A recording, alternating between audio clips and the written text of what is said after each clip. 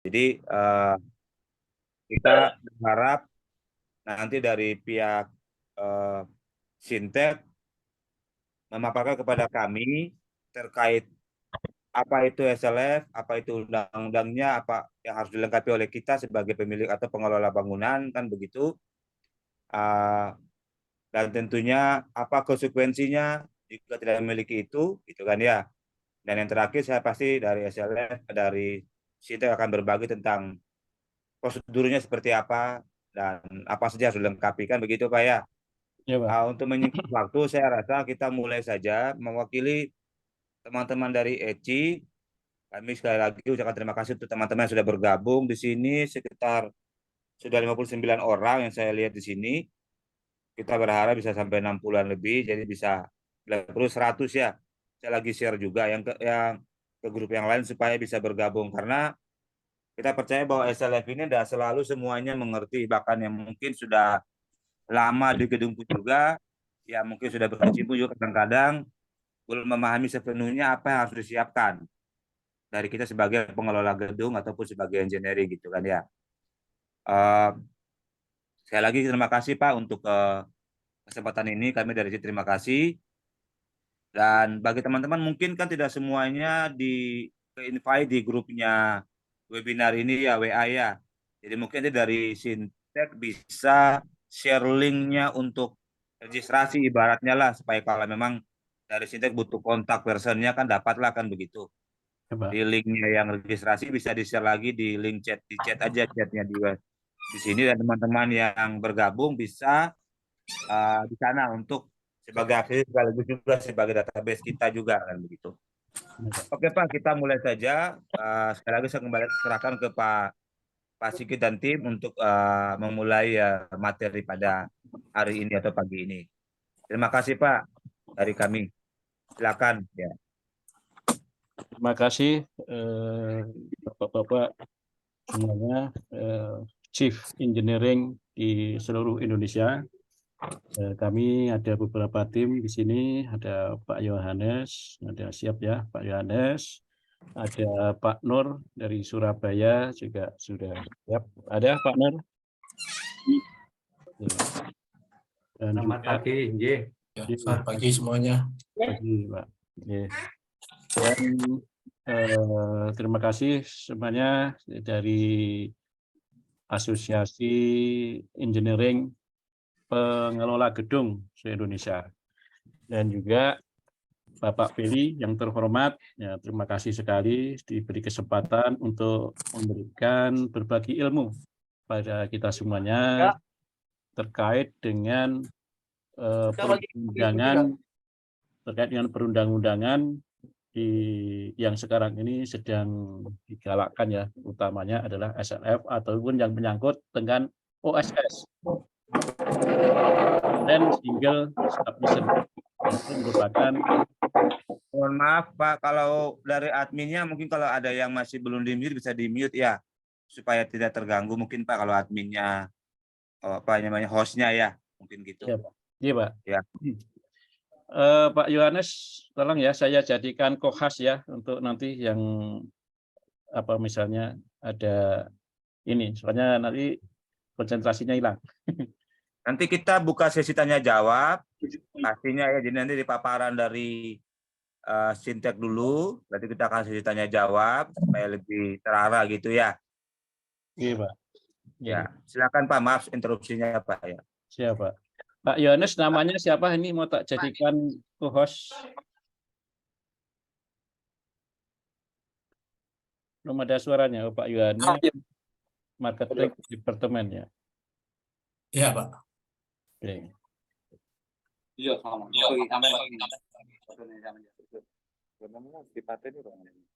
Ini Pak Yohanes jadi co-host, nanti kalau ini tolong di mute kalau yang ada itu trouble. Ini untuk absensinya sedang dibuat ini. Oke, terima kasih Bapak Ibu semuanya. Selamat pagi, salam sejahtera semuanya. Semoga dalam kesempatan ini kita diberkati, diberi kerahmatan oleh Yang Maha Kuasa, Allah Subhanahu wa taala, ya semoga kita diberi kesehatan, diberi kekuatan, utamanya kita Bapak Ibu semua sebagai Chief Engineering diberi kemudahan dalam segala hal yang menyangkut tentang kemajuan daripada perusahaannya. Berikut Bapak Ibu semuanya kita sampaikan tentang apa itu SLF. Mungkin saya share dulu. Saya share presentasinya. Kalau nanti tanya jawab akan dipandu dari Pak Billy sebagai penyelenggara acara ini. Ya. Jadi Bapak Ibu semuanya, pentingnya sertifikasi dalam menjalankan usaha, terutama di sini adalah SLF, sertifikat layak fungsi. Mungkin gedung-gedung yang baru, nah sekarang harus melaksanakan. Bahkan yang lama pun sekarang juga perlu perbaikan untuk keberlangsungan berusaha atau operasionalnya daripada pemanfaatan gedung tersebut. Itu karena sudah ada diundang-undangkan. Tentang wajibkan sertifikasi itu adanya Undang-Undang Cipta Kerja. Sebenarnya Undang-Undang Cipta Kerja itu tidak mempersulitkan.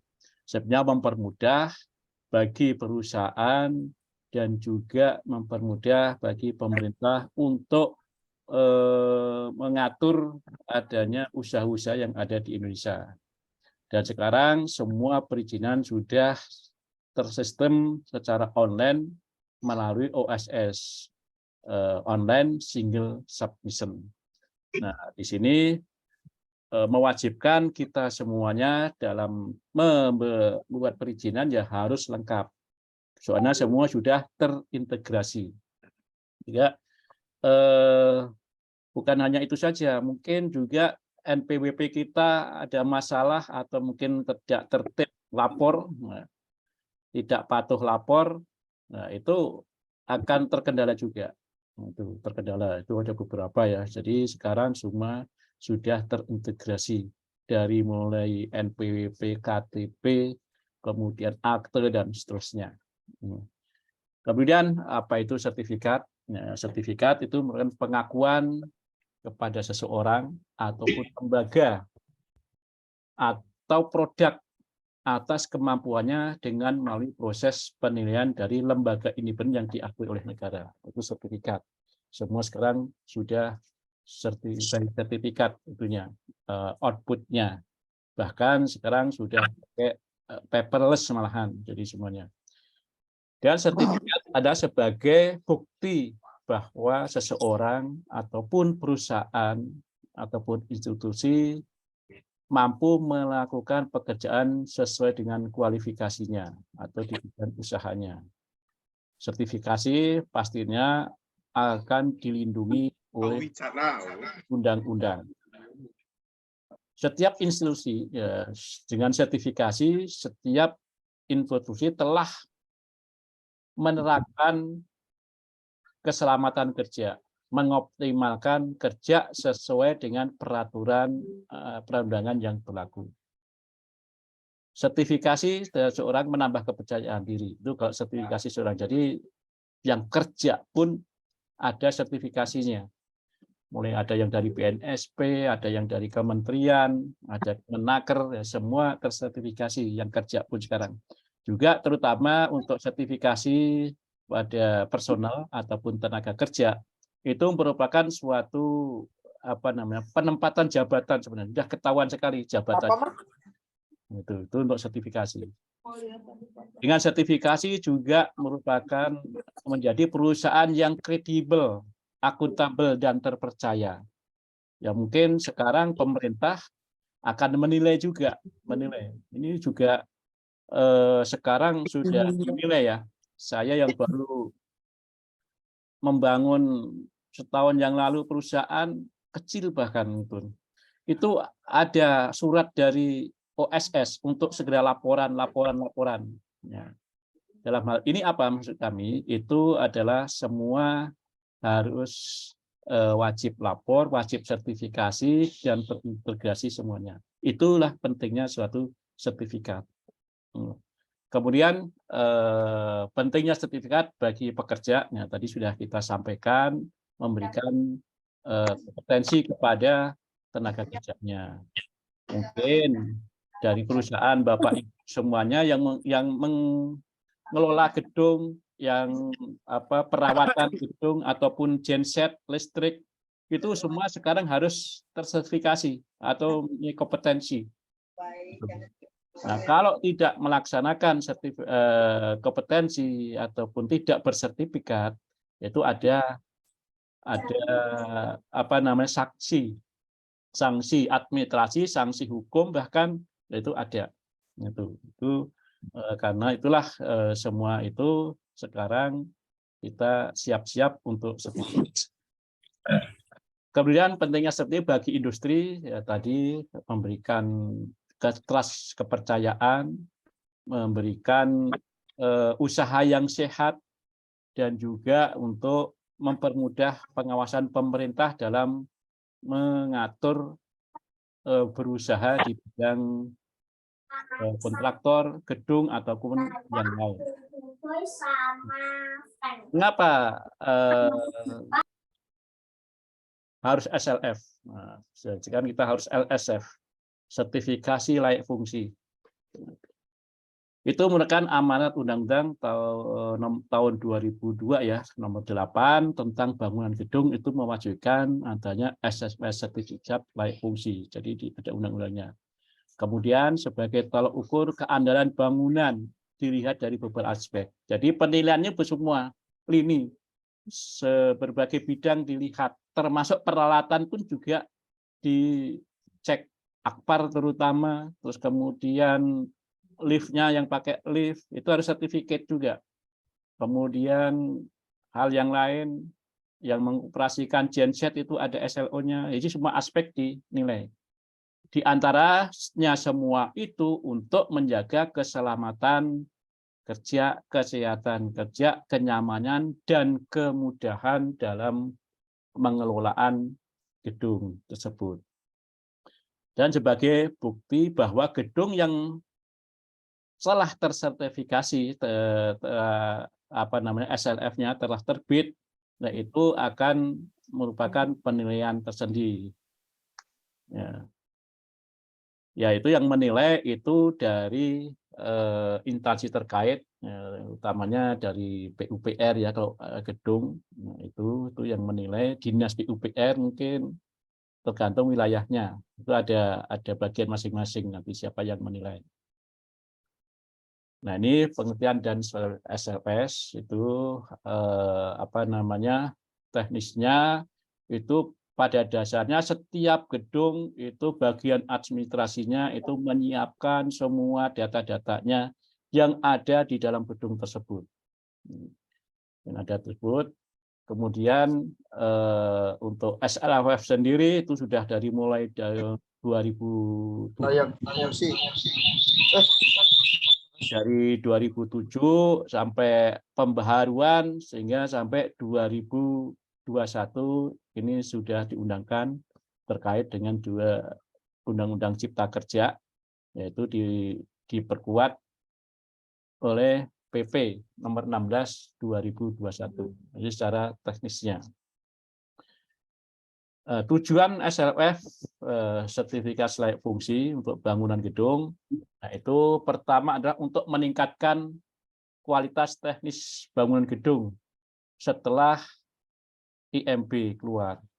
Bahkan IMB keluar pun ada itu juga sebagai persyaratannya juga ya nanti. Sesudah bangunan gedung dimanfaatkan lebih memenuhi standar SNI sesuai dengan umur bangunan gedung. Jadi akan dinilai juga kelayakannya, mungkin umurnya berapa, mungkin perlu diperbaiki atau tidak, itu akan dinilai semuanya. Yang kedua, tujuannya adalah membantu Dinas Teknis Bangunan Gedung Kabupaten atau Kota setempat. Nah, ini tadi yang kita sampaikan sesuai dengan izinnya ya sesuai dengan tingkatannya. Untuk memonitor kualitas gedung dan mengkaji teknis dari beberapa aspek keselamatan, kesehatan, kenyamanan, dan kemudahan dalam memanfaatkan pengoperasiannya gedung. Tujuan SFS di beberapa macam ini sebagai contoh ya, sebagai contoh untuk akreditasi itu perlu akreditasi rumah sakit, mungkin gedung juga, ya. Akreditasi di kampusnya itu perlu juga, izin operasional rumah sakit tiap 5 tahun, melayani pembiayaan melalui BPJS, kemudian program pemeliharaan tiap tahunan. Ini sebagai contoh fungsi atau tujuan SLF itu. Jadi nanti biasanya pengelolaan gedung ada penilaian juga, penilaian. Kemarin Kementerian Tenaga Kerja juga melakukan penilaian beberapa perusahaan terkait dengan K3-nya. Nah, itu semua sekarang diberikan apresiasi. Kewenangan kewenangan tentang SLF itu untuk gedung sederhananya 1 lantai itu 72 meter dan 2 lantai sampai dengan 90 meter itu kewenangan oleh PU, Pekerjaan Umum, itu dinas PU ya, provinsi. Untuk yang lebih besar bisa dilakukan oleh Mahkamah Konstitusi atau pengawas gedung.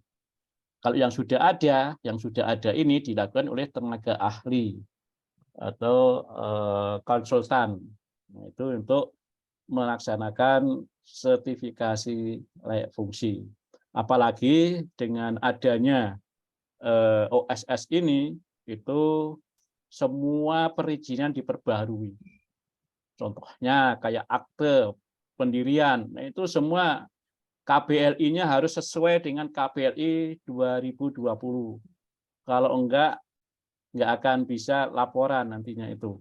Nah, kedepannya akan susah. Makanya Bapak Ibu semuanya dilihat semua legalitasnya termasuk aktenya itu harus disesuaikan.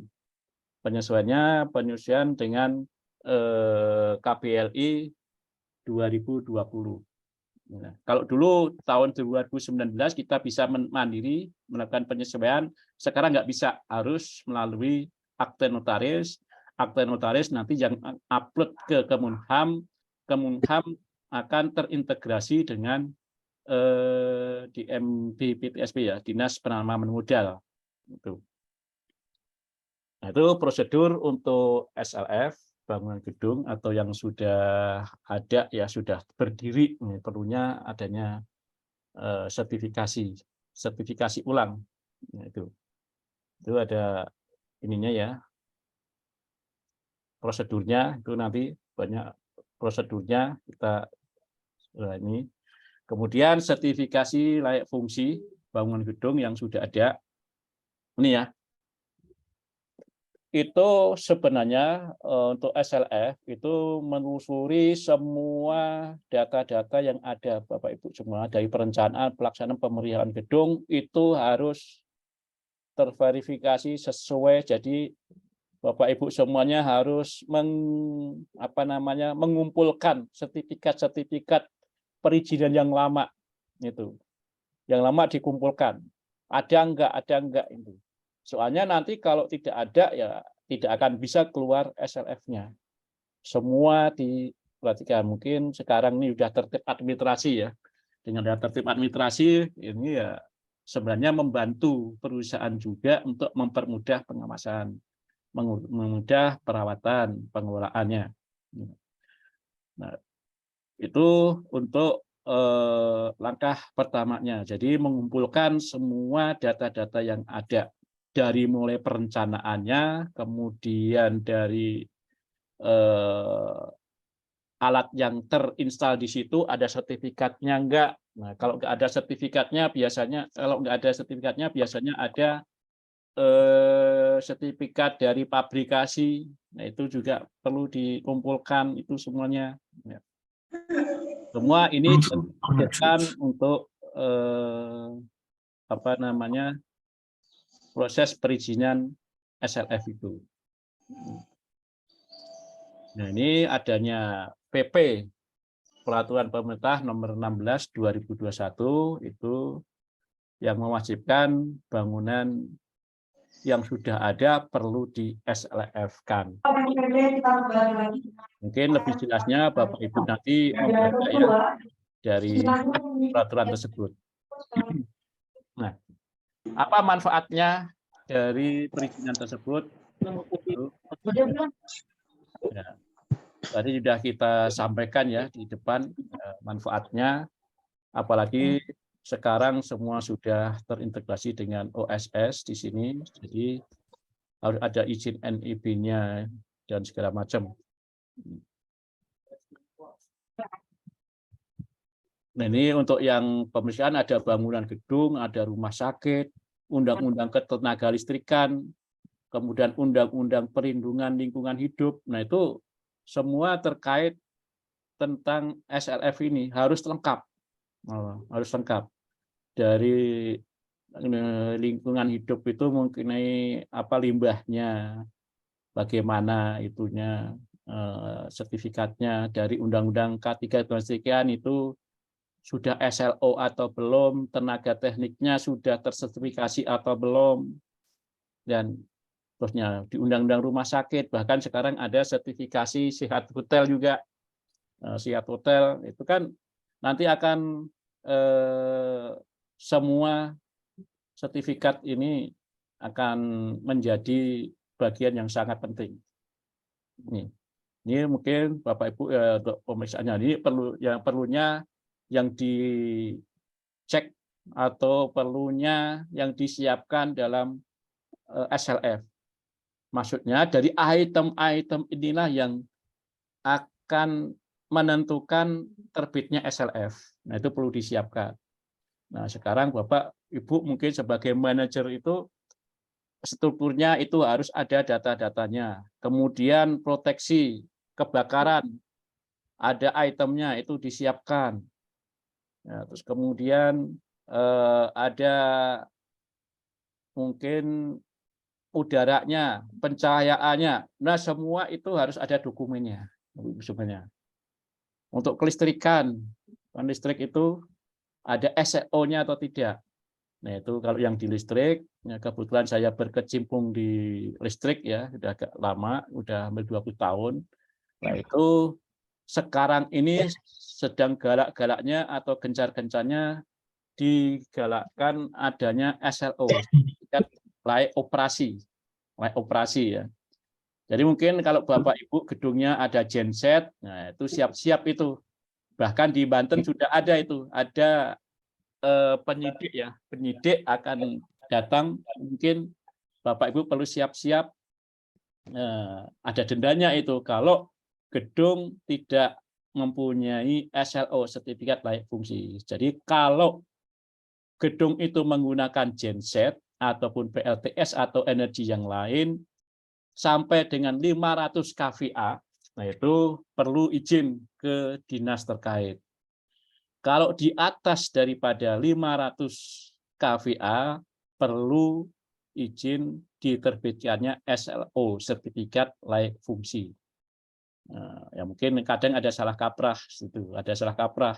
Yang kecil yang di bawah 500 hanya berapa itu hanya itu 200 kVA atau berapa kVA minta SLO. Kadang ya salah kaprah juga. Itu ada undang-undangnya.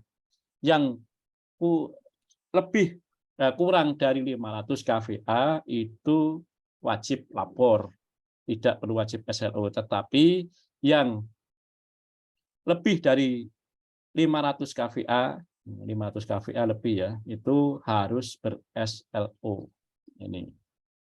Entah itu dari gensetnya, terus kemudian instalasinya, orangnya, bahkan sekarang yang pemeliharaan pun harus punya sertifikat sendiri, terutama di ketenaga listrikan. Kalau enggak, kena undang-undang, kena sanksi administrasi, bahkan sampai dengan pidana. Ini ya, banyak sekali aspek-aspek. Jadi Bapak Ibu perhatikan semuanya, itu kelengkapan di kantornya. Nah ini. Jadi ini ada perundang-undangannya tentang keselamatan struktur, itu menjadi suatu kewajibannya. Tata cara pencahayaannya, kemudian struktur betonnya, jadi semua ini. Kalau seorang programmer ya, yaitu disiapkan semua dari step by step, ada flowchart-nya. Setiap flowchart-nya itu biasanya memerlukan suatu data. Nah, ini aspek sebagai contoh untuk apa namanya pemadam kebakaran atau sertifikasi di bidang APKAR, alat proteksi kebakaran. Ya, ini sebagai contohnya seperti ini, jadi harus ada semuanya. Kemudian keselamatan sistem kelistrikan juga harus ada. Nah, ini harus ada SLO, SLOTR ataupun TM. Nah, izinnya, bahkan sekarang ada izin IUGPTL ya, izin usaha pembangkit tenaga listrik sendiri, IUGPTLS. Nah, itu namanya IPLTS. ya, IUPTLS Pak ya, IUPTLS. Nah, itu harus ada izinnya juga Bapak Ibu semuanya. Nah, itu nanti terkait dengan SLF-nya. Izin usaha pembangkit tenaga listrik kepentingan sendiri. Itu harus ada izinnya. Nah, izinnya itu OSS semuanya ya, semua lewat OSS. Itu. Jadi semua perizinan-perizinan itu perlu disiapkan, terutama di gedung itu banyak sekali tool ataupun perangkat yang terinstal di dalam gedung. Dari sebelum mulai pun sudah dipersiapkan. KBLI-nya pun sekarang sudah harus disiapkan. Kalau enggak matching, nggak bisa sekarang. Jadi sebagai contoh sertifikat layak operasi itu ini 800 kVA ya trafo. Ini berarti ini menggunakan trafonya atau gardunya yang disertifikasi. Jadi kalau Bapak Ibu menggunakan gardu sendiri itu harus ada SLO-nya. Sekarang ini yang belum ya supaya segera dilengkapi. Ya, ini sebagai contoh penangkal petir pun juga harus disertifikasikan. Yang memasang pun harus punya sertifikat. Ya, ada dokumennya. Ini sebagai contohnya. Jadi itu Bapak Ibu semuanya dalam 1 jam ke depan ini untuk kita memberikan paparan mengenai pentingnya SLF sertifikasi layak fungsi. Ya, silakan nanti Bapak Ibu semuanya untuk melengkapi dokumen yang ada. Mungkin belum tahu ya, mungkin belum tahu ataupun mungkin istilahnya apa ya, bingung bagaimana caranya. Ya, mungkin kita diskusikan yaitu sekilas gambaran tentang SLF sertifikat layak fungsi. Itu sedikit paparan dari kami. Untuk lebih lanjut kita diskusikan. Ini ada Pak Billy sebagai apa yang membuka tadi. Monggo Ya, Pak. Pak Billy, ini ada Ya, Pak Pak. Nur, siap Pak Nur untuk dibantu nanti kalau Terima ada. kasih nih Pak. Iya Pak. Terima kasih ini Pak, untuk materinya. Ini materinya jelas ya dan memang padat dan cukup waktunya sebenarnya tidak singkat sekali penjelasannya juga. Jadi dari kami Pak mungkin boleh dibantu. Pertama itu kan dari saya coba mewakili dulu pertanyaan, nanti teman-teman yang lain silakan bisa open mic bertanya, silakan, tidak masalah. Ini sudah bisa open mic kalau mau bertanya. Ya pertama Pak, untuk SLF itu berapa tahun sekali ya? Ini kan kadang-kadang kita juga nggak tahu SLF berapa tahun sekali. Yang kedua, tadi kan mungkin kurang jelas bos, tapi dokumen apa saja dilengkapi kan mungkin tadi belum jelas ya Pak ya. Jadi dokumen apa saja, misalnya contoh secara umum lah, kalau kita kan tahu misalnya genset harus apa-apa, tapi paling tidak secara umum semua mungkin dulu Pak, penjelasan seperti apa mungkin bisa dilengkapi untuk kami Pak. Itu dulu Pak pertanyaan saya.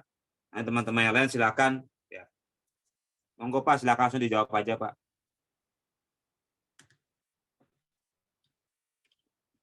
Suaranya hilang Pak. Coba ini saya ini sekalian mau nge-share ini dulu. Coba Pak Nur, monggo dijelaskan dulu Pak Nur. Selamat siang Bapak-Bapak. Untuk SLF itu tiap 5 tahun sekali untuk gedung-gedung. Jadi kalau sudah ada yang punya SLF, perpanjangan setiap 5 tahun sekali. Dan kalau untuk rumah tinggal setiap 15 tahun. Kemudian mohon maaf tadi kurang dengar ya. Untuk pertanyaan kedua. Untuk dokumen apa saja Pak secara umum Pak, kebutuhannya apa, dokumennya apa dari kita sebagai pengelola Pak untuk perizinan pengurusan SLF Pak? Oh, baik. Nanti bisa dikirim oleh Pak Sigit ya. Boleh, boleh. Dokumennya apa Dari saja chat, ya. boleh. Ya, Jadi yang paling tidak itu pasti kalau pemilik itu harus punya KTP, ya, yang umum-umum pasti lah Pak, tapi yang ya. spesifik Pak. Nah, Kadang-kadang kita perizinan contoh Bapak ya. mengurusin izin aja, misalnya contoh izin gensetnya saja, itu kan apa mau disiapkan kan belum tentu semuanya tahu gitu Pak. Terus mungkin Baik, penangkal petir, misalnya baik, juga yang safety segala macam K3 baik, yang itu macam-macam Pak. Ya. baik. Nanti akan di-share oleh Pak Sigit atau dikirim ya. Ya, baik Pak. Baiknya dikirim Seperti share dan dikirim juga boleh Pak. baik. Nanti ada itunya Pak, ada emailnya, minta tolong di share gitu aja di email. Ya. Baik, nanti di daftar absen itu ada email nanti ya. Iya ya Pak. Iya, Akan dikirim by email. di chat ada email itu Pak. Baik, Makasih. baik. Terima kasih sama-sama Pak. Selamat siang. Mungkin ada lagi, mohon bisa Ya. dilanjut. Ini Silakan. saya coba masuk di kolom chat dulu Pak. Ada satu pertanyaan di kolom chat. Saya coba lihat dulu sebentar Pak ya. Ada pertanyaan, saya bacakan satu-satu dulu Pak. Silakan, monggo. Oke, yang pertama izin tanya Pak dari Pak Arifin. Pertama, dalam proses SLF kan ada sidang. Apa saja yang harus biasanya ditanyakan? Itu pertama. Yang kedua, berapa lama proses setelah sidang hingga keluar sertifikatnya? Terus yang ketiga, jika pada saat sidang ada temuan, apa yang akan terjadi terhadap bangunan kita? Dari Pak Arifin Hidayat. Kalau Pak Arifin misalnya butuh open mic, tidak apa-apa. Silakan mungkin bisa dijawab dulu Pak Sigit dan tim. Ya, silakan Pak Nur. Mohon izin Pak Sigit. Siap Pak, monggo. Jadi saya karena kurang dengar ya. Tadi itu pertanyaannya adalah kalau sudah sidang gitu ya. Ya, dalam proses SLF kan ada sidangnya Pak. Baik, Apa saja yang biasanya dipertanyakan gitu Pak? Atau ditanyakan. Pertanyaan apa saja biasanya sih gitu Pak? baik, baik. Jadi begini Bapak-Bapak, Bu-Ibu ya. Mohon barangkali sidang itu nomenklatur judul sidang itu mungkin bisa diganti ya. Karena di SLF itu tidak seperti sidang-sidang yang berat itu enggak ya. Presentasi ya. Kita presentasi di depan para TPA, tim profesi ahli dari masing-masing kabupaten atau kota. Kalau di kota apa ya, di PUPR kota tersebut. Kita itu presentasi. Ya mungkin istilah sidang itu kok kayaknya apa gitu ya, kayak berat gitu. Enggak. Bukan.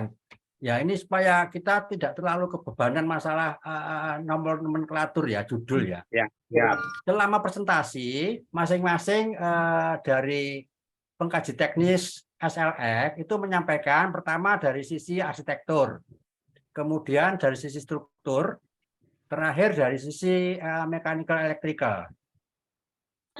Dari sisi arsitektur, struktur, mekanik elektrikal disampaikan itu pertama itu adalah masalah keselamatan seperti tadi disampaikan Pak Sigit, kemudian masalah kesehatan, kenyamanan dan kemudahan.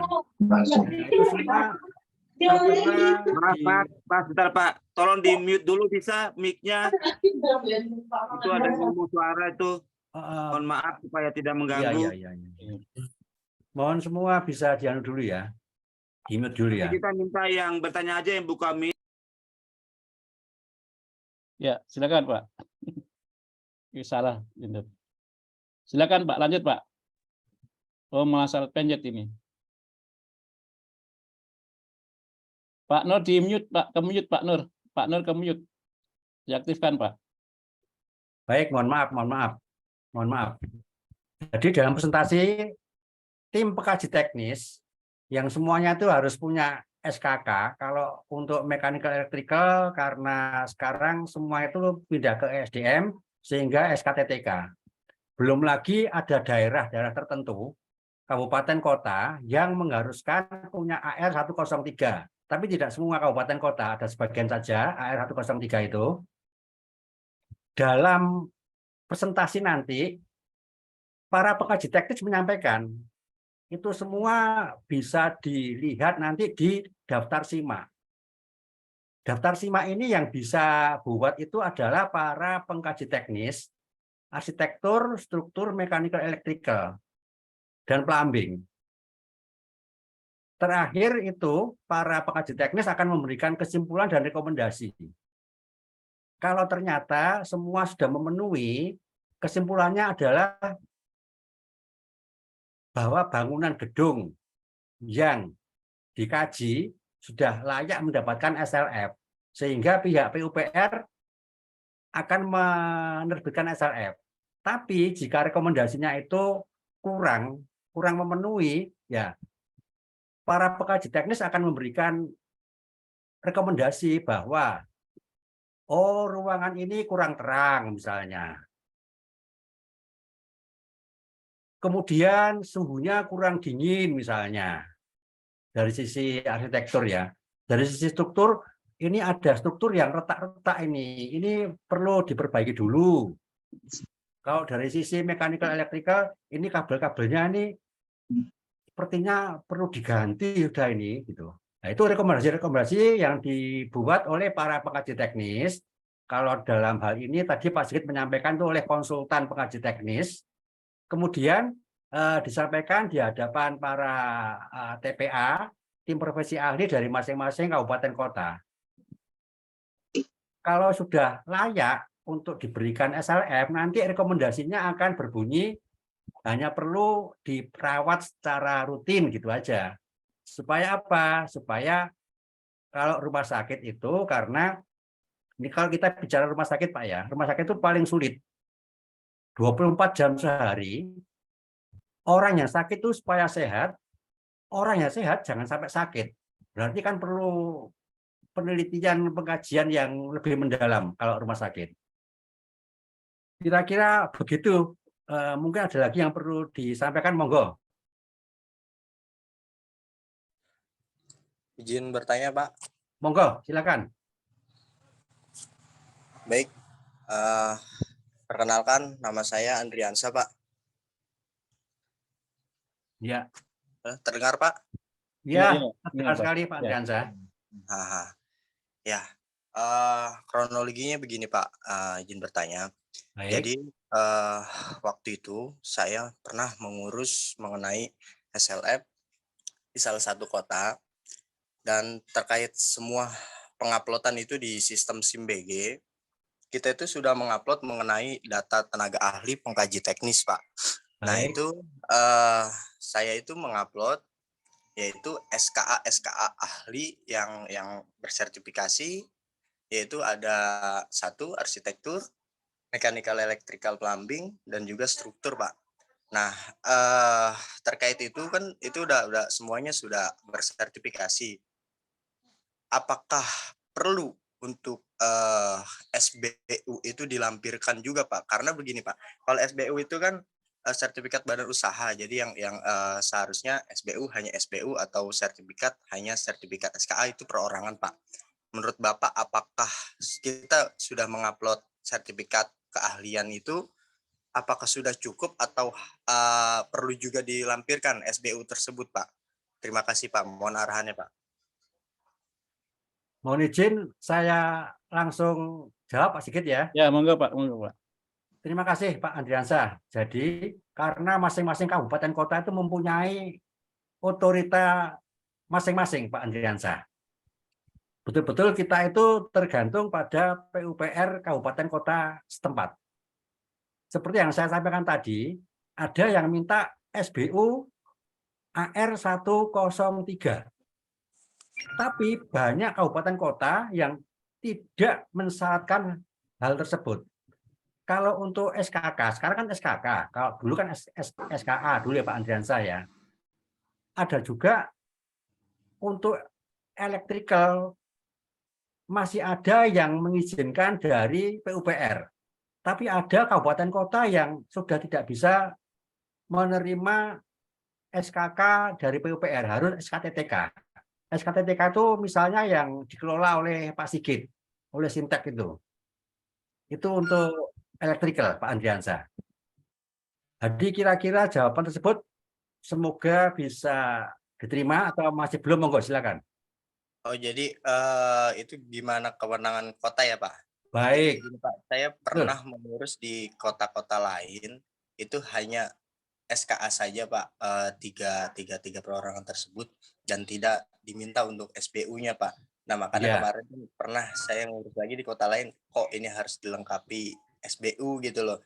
Iya. Nah, apakah ini kan jadinya rancu nih, Pak, nggak sesuai dengan kewenangan-kewenangan. Apakah menurut Bapak setiap kota itu mempunyai kebijakan tersendiri atau bagaimana? Apakah ada peraturannya harus dilengkapi SBU atau hanya SK aja, Pak? Menurut Bapak gimana, Pak?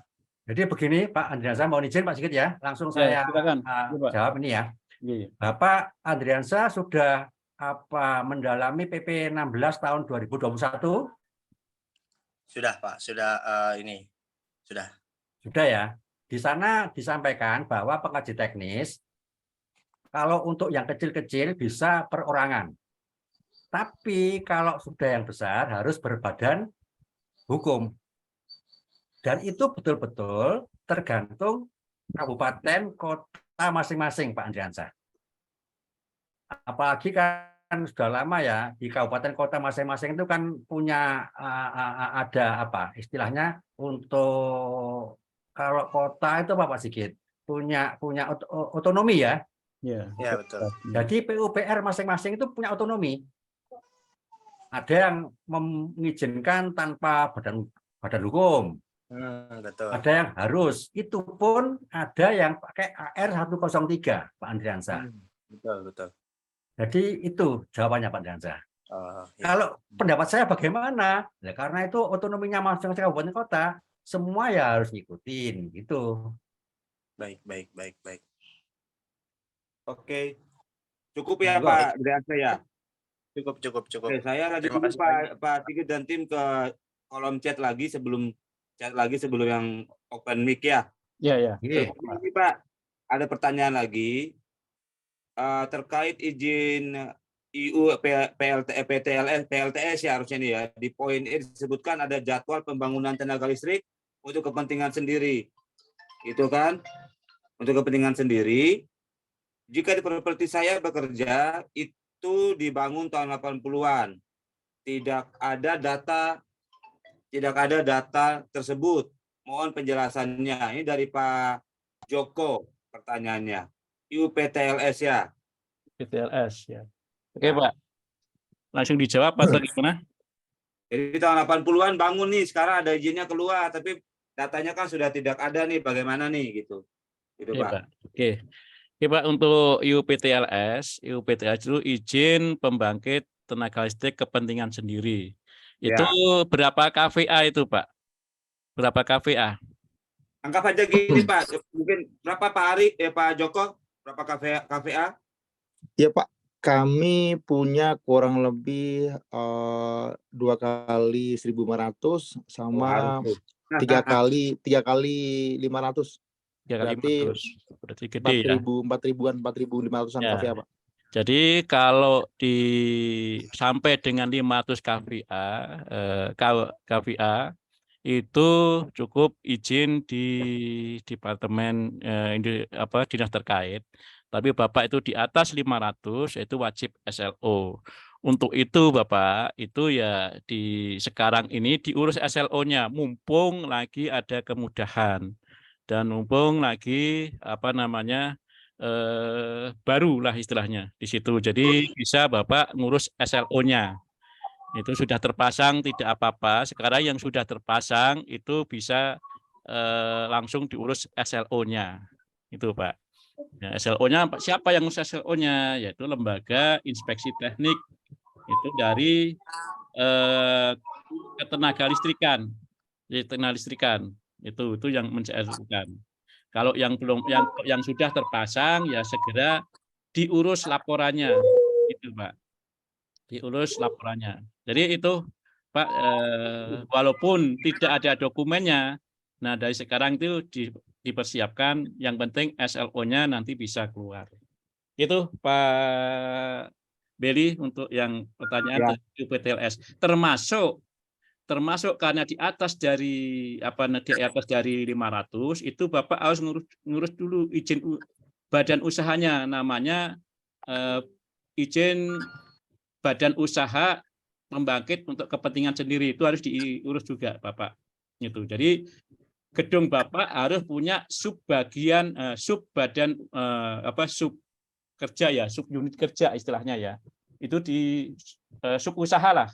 Sub usaha di bidang pembangkitan untuk kepentingan sendiri. Itu harus ada di atas 500, itu harus diurus dulu. Itu Bapak terkait dengan IUPTLS, izin usaha pembangkit tenaga listrik kepentingan sendiri. Itu. Jadi kalau ada genset, ada listrik yang lain di luar dari PLN harus ada izinnya dan ber-SLO. Itu Pak. Itu yang itu. Ya mungkin ada lagi Pak. Pak Joko Pak, udah jelas Pak maaf Joko? Pak. Gini Pak, untuk kami sudah ada SLO. Nah, kemudian kami kan untuk melakukan sesuai dengan yang terbaru ini kan IUPTLS ini. Nah, kami kan melakukan pendaftaran kembali kan melalui OSS ya Pak ya, online ya. Jadi kita melakukan upload sendiri data-data sesuai yang ada di OSS ya. Nah, kita ada poin yang saya bilang poin di OSS ada poin tadi yang harus upload data untuk jadwal pembangunan. Nah, sedangkan untuk jadwal pembangunan sendiri kan kita tidak ada ya. Kalau kecuali bangunan baru itu ada jadwal pembangunan dan lain-lain segala macam ya.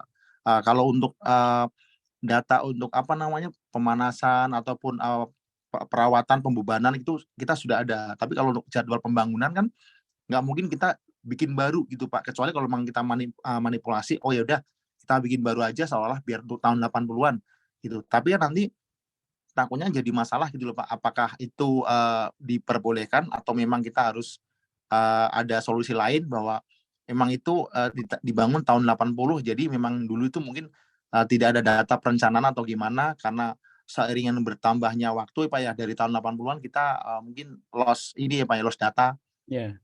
Seperti itu Pak. Oke, jadi itu Pak, sebenarnya untuk menerbitkan SLO itu ada data awal mengenai data teknis, jadwal itunya, pembangunannya ada. Kalau sekarang ya dilengkapi dulu, Siapa yang melengkapi? Tidak bisa sendiri Pak. Yang melengkapi adalah lembaga yang berwenang, yaitu konsultan perencanaan. Itu yang wajib menerbitkan daripada itu. Itu ada ini juga, kalau misalnya ke PLN, itu ada data teknik perencanaan dari lembaga yang terverifikasi. Dalam lembaga terverifikasi ya lembaga independen yang telah terdaftar di telah legal memenuhi perizinannya. Itu salah satunya konsultan perencanaan dan pembangunan.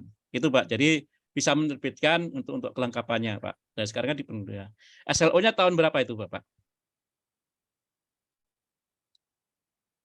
Pak Ari, Pak Joko. Halo Pak, saya cek lagi Pak. Soalnya data-datanya ketumpuk nih. Oh makanya ya.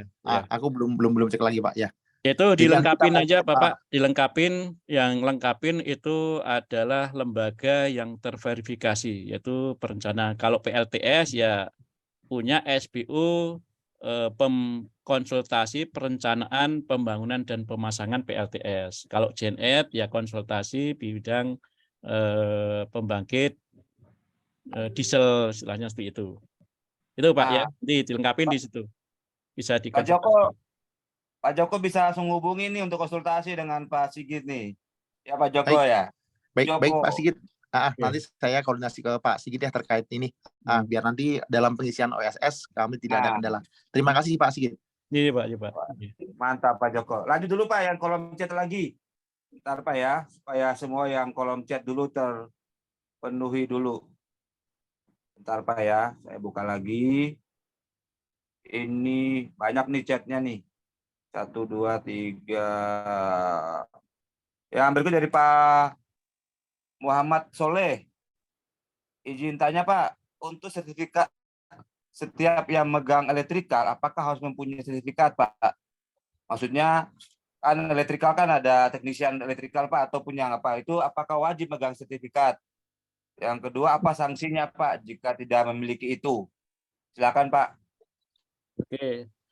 Untuk yang mempunyai sertifikat, yang mengoperasikan wajib ya, itu ME, terutama listrik. Kalau yang berhubungan dengan listrik, arus kuat, itu sudah ada undang-undangnya, itu wajib. Jadi yang mengoperasikan atau memperkerjakan atau yang memasang itu wajib sertifikat. Nah, kalau tidak wajib sertifikat, kalau tidak mempunyai sertifikat, yang punya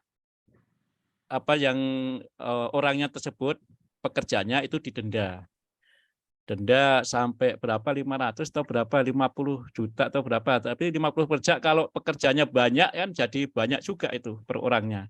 Belum lagi nanti perusahaan yang memperkerjakannya itu kena juga. Nah, itu jadi ada sanksi, Pak. Ada sanksi administrasi ya juga sampai dengan pidana bahkan itu. Ada itu undang-undangnya, lupa itu. Kemarin baru buka sebenarnya. Lupa itu 50 sampai 100, 500-an dendanya. Itu, Pak.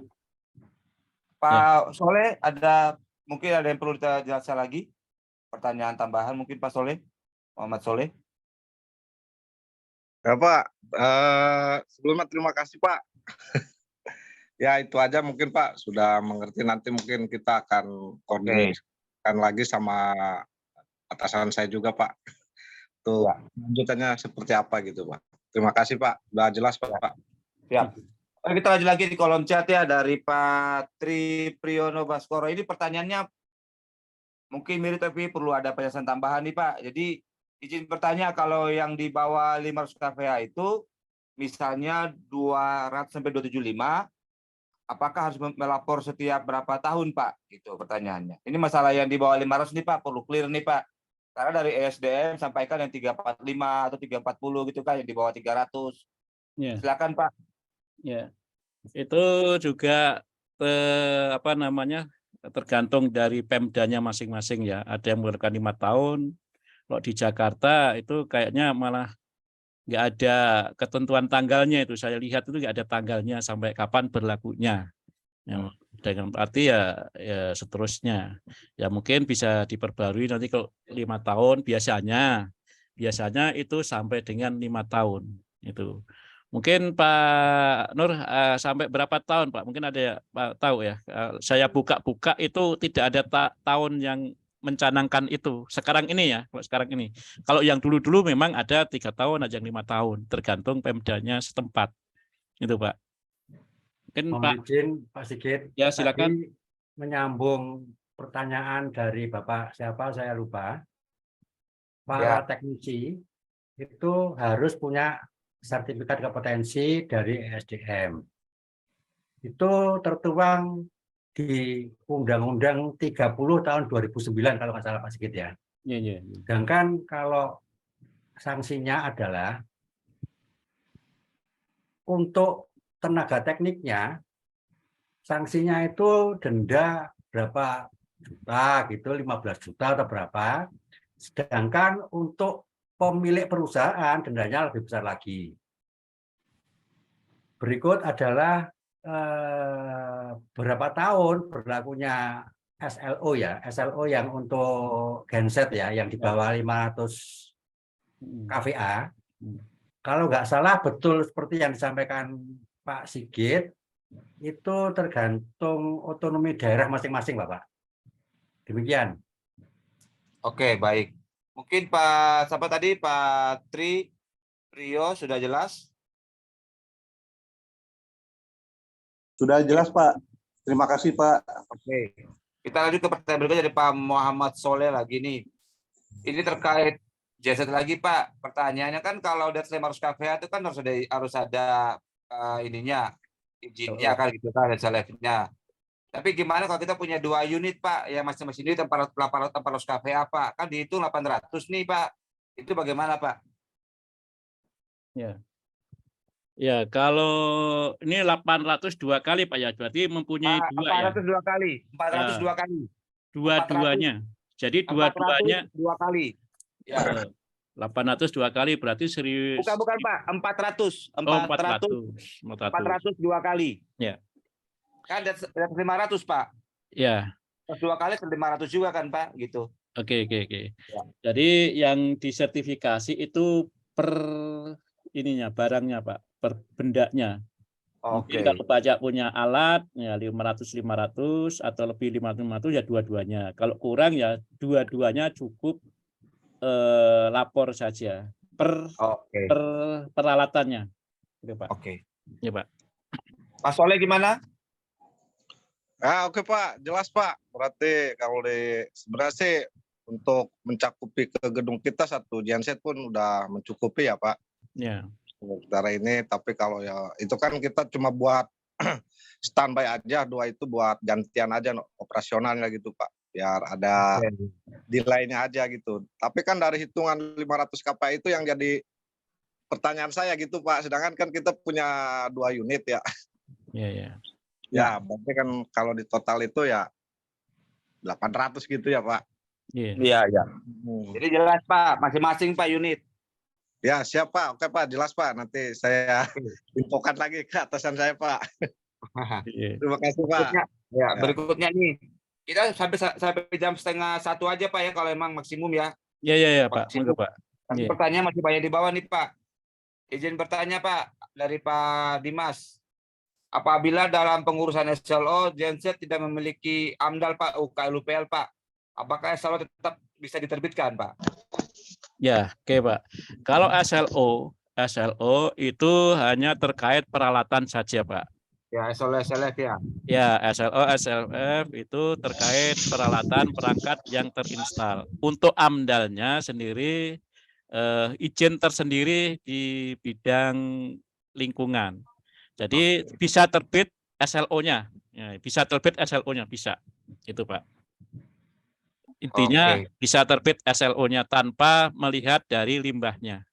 Oke Pak. Ya sudah jelas Pak ya, terpisah kecuali kalau masalah lingkungan lain lagi ceritanya bisa disegel semuanya kan begitu. Iya. Oke, kita lanjut lagi Pak dari Pak Santoro. Ya Pak Sartono. Untuk penerbitan SLO SLF Pak, apa harus memakai pihak ketiga yang direkomendasikan pemerintah Pak, atau bisa pihak ketiga tunjukkan dari gedung atau building Pak? Ya, oke. Mohon izin Pak Sigit. Iya Pak, Pak. Untuk SLO itu tidak ada keharusan rekomendasi dari pemerintah. Jadi tergantung owner atau pemilik gedung. Ya. Oke. Demikian juga SLF. SLF itu tidak ada rekomendasi dari pemerintah. Betul-betul owner atau pemilik gedung yang menentukan mau pakai konsultan A, B, C, dan seterusnya. Demikian, Pak. Tapi kan, maaf nih Pak, tapi kan tetap kan konsultannya kan kayak misalnya Bapak ini kan sudah ada terdaftar kan Pak di dinas terkait kan Pak, pemerintah kan Pak. Ya. Artinya kan kita kalau terdaftar ya. Tapi tidak ada, pemerintah malah tidak boleh merekomendasikan Bapak. Ya betul maksudnya. Baik. Maksudnya betul. Tapi kan apakah kita kan juga harus pakai yang benar-benar sesuai kan Pak? Artinya memang contoh kayak Bapak misalnya itu sudah punya sertifikasi sebagai layak untuk pengkaji teknis ya, pengkaji teknis. Iya, oke Pak, baik. Oke, kita lanjut. Izin bertanya dari Pak Fauzi, Pak, untuk izin damkar itu apa saja dan berapa lama ya Pak? Mohon pencerahannya dan biayanya berapa ya? Waduh ini. Mungkin ada informasi tambahan Pak dari Pak Sigi terkait damkar izin. Halo Pak Nur, damkar. Untuk damkar tergantung daerah kabupaten kota masing-masing Pak, perizinan Pak. Tentang biaya Pak. Tentang waktu juga demikian Pak. Biasanya nggak sampai 1 bulan selesai Pak itu Pak. Tapi betul-betul semua itu melihat situasi pemerintah kabupaten kota masing-masing. Demikian Pak. Jadi ini kan sama dengan SKK kan Pak ya? Mohon izin, Ya, silakan. SKK beda Pak. Beda ya, damkar dan SKK berbeda ya? Beda Pak. Damkar itu dari kabupaten kota. Oke, siap. PBD. Sorry Pak, maaf nih saya tanya Silakan, Pak. silakan. Maksud saya tuh izin damkar terkait sama fire testing, fire alarm dan lain. Itu apa aja sih izinnya yang harus kita lengkapi? Apa ada izin tahunan, apa ada izin 5 tahunan, jenis izinnya seperti apa gitu Pak? Kalau waktunya biasanya kan ada Pak ya, damkar yang apar. Itu yang kecil itu tiap 3 bulan sekali harus dicek. Kalau untuk yang besar 6 bulan sekali. Kemudian juga dicek kalau untuk bangunan gedung yang luas itu akan membutuhkan tandon air yang di bawah dalam tanah Pak ya. Itu juga akan dicek. Semua itu nanti akan keluar sertifikat dari dinas masing-masing kabupaten kota, namanya beda ya mungkin ya, tapi dinasnya dinas damkar. Sedangkan berapa lama tergantung dari kabupaten kota Pak. Sekali lagi Pak. Oh berarti Monggo silakan. beda sama SKK ya Pak ya? Kalau itu SKK beda, SKK pemerintah daerah SKK itu kan 5 tahun sekali lah Pak. 5 tahun. Dari 5 PUPR tahun. kalau SKK. Dari PUPR. Nah dari damkar nih berarti tahunan ya Pak? Betul. Iya, jadi ada sertifikat yang dikeluarkan oleh dinas. Umumnya ya damkar gitu aja ya, karena kabupaten kota namanya beda-beda. Dinas damkar nanti itu akan mengeluarkan sertifikat, oh ini berlaku sekian tahun gitu. Bisa 3 tahun, bisa 5 tahun, tergantung kabupaten kota masing-masing Pak. Oke. Tentang itu kebijakan pemerintah setempat berarti ya?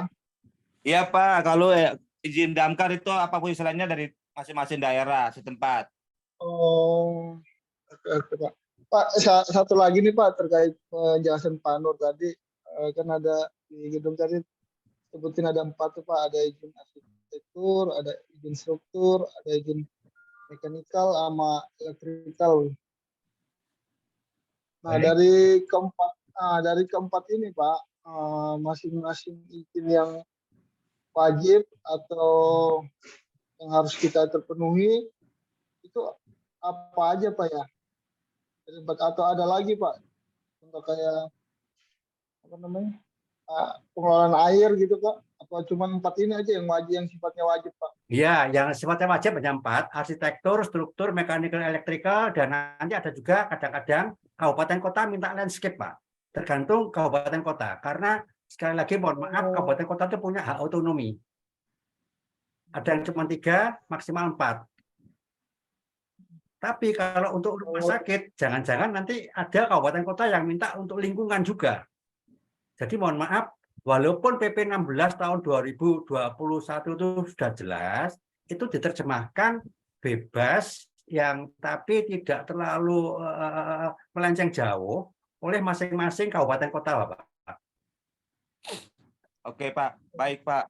Kita lanjut ya Pak Ari ya. Pak Fauzi ya. Ya. Ya baik-baik, terima kasih Pak Billy, lanjut. Ini masih banyak juga yang bertanya di bawah nih. Pertanyaan berikutnya nih Pak dari Pak Aryan lagi Wibowo. Yang bertanya Pak, apakah SLF harus disertakan SKK kalau di Jakarta, sedangkan untuk di daerah lain misalnya Depok Persinan Damkar, Depok itu sama per 5 tahunan. Itu pertanyaannya apakah harus disertakan SKK Pak untuk pengurusan SLF-nya Pak? Baik, mohon izin Pak Sigit. Iya, monggo Pak. Di semua daerah, kabupaten, kota di seluruh Indonesia itu harus menyertakan SKK. Oke. Khusus Jelas, untuk Pak, elektrikal, ya. ada yang membolehkan SKK, ada yang mengharuskan SKTTK.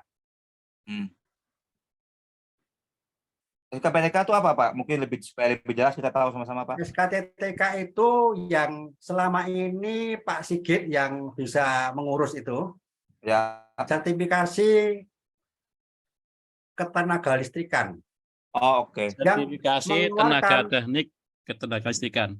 Yang mengeluarkan adalah ESDM, Bapak. Kalau SKK yang mengeluarkan PUPR. Ini biasanya yang melampirkan apa namanya instalatornya siapa gitu ya Pak ya? Ya. Oke, oke. Instalatornya Tenaga siapa, maksudnya. kontraktornya siapa, gitu kan Pak ya? Iya. Oh, berarti lebih ke Kementerian SDM ya. Untuk kabupaten kota tertentu ada yang tidak menerima elektrikal dari PUPR karena PUPR sudah tidak bisa mengeluarkan sertifikat kompetensi berbasis elektrikal PUPR. Semua ditarik ke SDM. Demikian, Bapak. Oke, saya rasa ini pertanyaannya sangat teknis. Nanti semuanya sangat teknis. Jadi di kolom chat itu ada alamat WA yang bisa dihubungi. Nanti silakan teman-teman bisa lihat di kolom chat itu dari PT Sintek untuk hubungi pertanyaannya apa, dan nanti mereka akan follow up semuanya pasti gitu ya, timnya pasti gitu ya nanti. Iya, Pak. Ya. Karena semuanya masalah teknis, kalau bawa satu sini akan lama juga waktu ya, karena contoh ya. Jadi saya kalian di pertanyaannya aja yang benar-benar memang ini yang mungkin terkait dengan dengan yang operasional ya. Ini kayaknya semuanya sudah ya.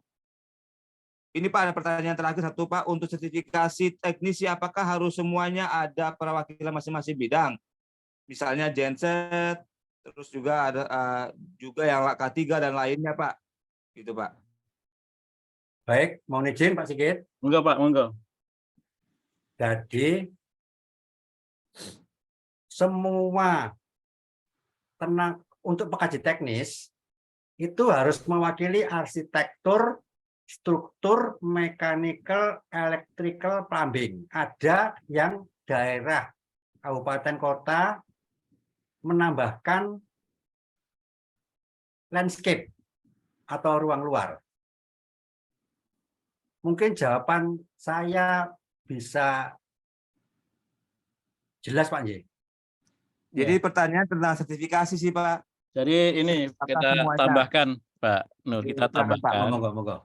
Kita tambahkan. Jadi semua sertifikat itu masing-masing Pak. Misalnya yang mengoperasikan genset sendiri, yang memelihara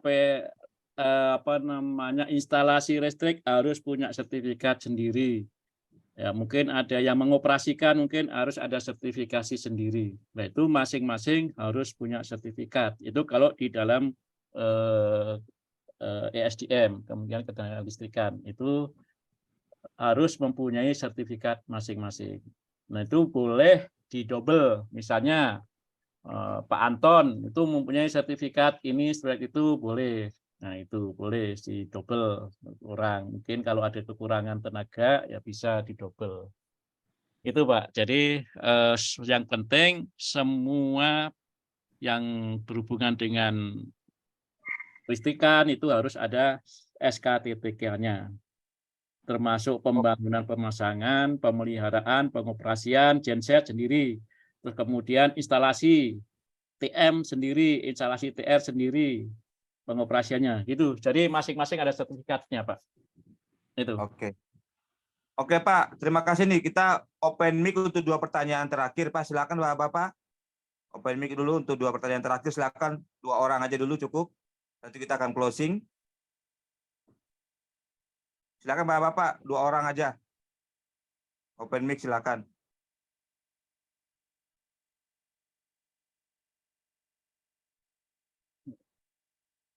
Mungkin nggak ada ya. Mungkin tidak ada lagi nih. Saya coba cek lagi yang di kolom chatnya, siapa tahu masih ada yang bertanya yang kurang. Oh, ini masalah denda Pak. Kalau tidak punya sertifikat kalian di situ, apakah ada denda 15 juta Pak? Apakah itu benar Pak? Di dalam undang-undang demikian, hanya saja selama ini sangat jarang Bapak. Oke. Di dalam undang-undang ya. Hanya realisasi di lapangan sangat jarang. Tapi ya jangan nunggu jarang. Mungkin belum, Pak. Mungkin belum. Ya mungkin belum aja gitu. Demikian Bapak untuk pertanyaan tersebut. Oke. Sekali lagi saya ulangi lagi, jika mau menghubungi langsung silakan bisa dihubungi di nomor WA 0812 144 68 44 9-nya 2 kali. 12, 14, 46, 84, 92 kali. Ini ada di kolom chat ya, langsung ke Sintek, bisa dihubungi untuk pertanyaan lebih lanjut, mungkin untuk konsultasi, untuk izin membantu untuk perizinan, proses seperti apa, bisa silakan langsung berhubungan dengan Sintek Indonesia Power ya. Saya rasa tidak ada pertanyaan lagi. Mungkin dari sebelum kita closing Pak, mungkin dari pihak Sintek ada closing statement dulu Pak sebelum kita closing. Ya, oke Pak. Terima kasih atas waktunya. Ntar ini saya sampaikan dulu untuk yang tadi masalah denda ya. Ini kebetulan kemarin juga lagi sosialisasi calon tenaga ahli di SMK. Ini ada dendanya. Mana nih?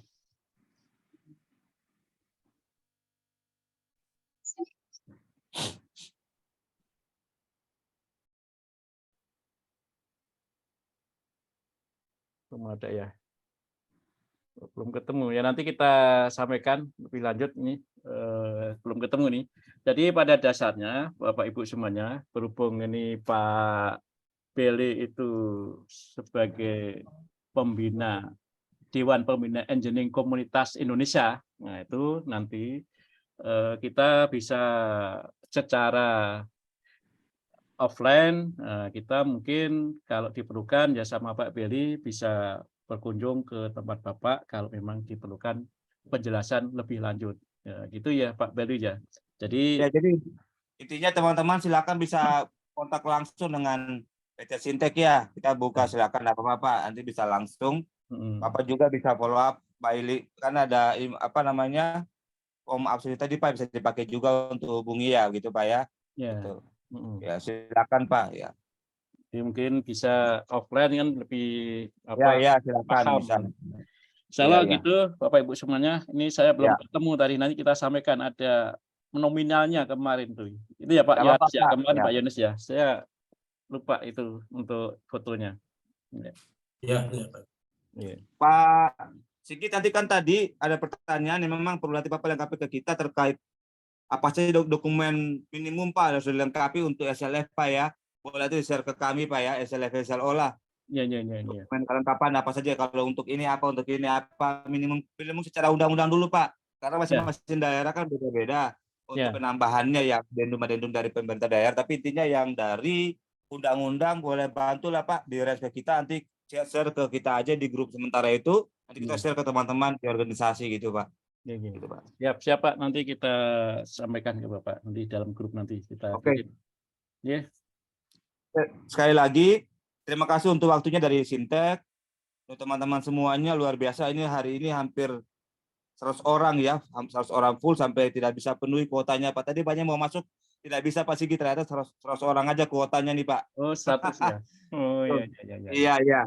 Ini yang bertahan sampai sekarang sampai 93 orang. Sekali lagi Bapak-bapak semuanya yang sudah hadir, kami dari ECI ucapkan terima kasih untuk dukungan supportnya terhadap acara hari ini. Kami juga berharap untuk ke depannya jika dari ECI menyelenggarakan hal seperti gini, baik webinar ataupun offline online yang terkait dengan teknikal ataupun dengan perizinan, kami juga berharap Bapak Ibu bisa bergabung dengan kami di acara-acara seperti ini. Sekali lagi tujuan kami satu, untuk pengembangan pengetahuan engineering kami, SDM kita Indonesia supaya bisa lebih baik lagi, bisa maju lagi, dan terutama pastinya ujung-ujungnya bisa memiliki posisi lebih baik, jabatan lebih baik, karena dengan pengetahuan yang banyak, memiliki dasar pengetahuan yang lebih baik dalam teknik maupun manajemen dan juga perizinan, itu sangat membantu kita untuk jenjang karir lebih jauh gitu. Itu dari saya. Sekali lagi terima kasih untuk waktunya semuanya dari Sintek dan juga teman-teman semuanya sudah hadir. Saya ucapkan terima kasih, selamat siang dan selamat ketemu lagi di acara-acara selanjutnya. Terima kasih Bapak-bapak, Ibu-ibu. Selamat siang. Terima kasih. Terima kasih Pak. Selamat siang. Selamat siang. Terima kasih semuanya Pak Berli. Selamat siang Bapak-bapak. Terima kasih semuanya. Makasih. Salam sehat selalu Pak. Terima kasih Bapak. Bermanfaat. Oh, ini izin live Pak ya. Terima kasih Pak. Selamat siang. Kita izin live Pak Sigit ya. Iya Pak, nih saya close ya. Ya Pak. Nih, Assalamualaikum.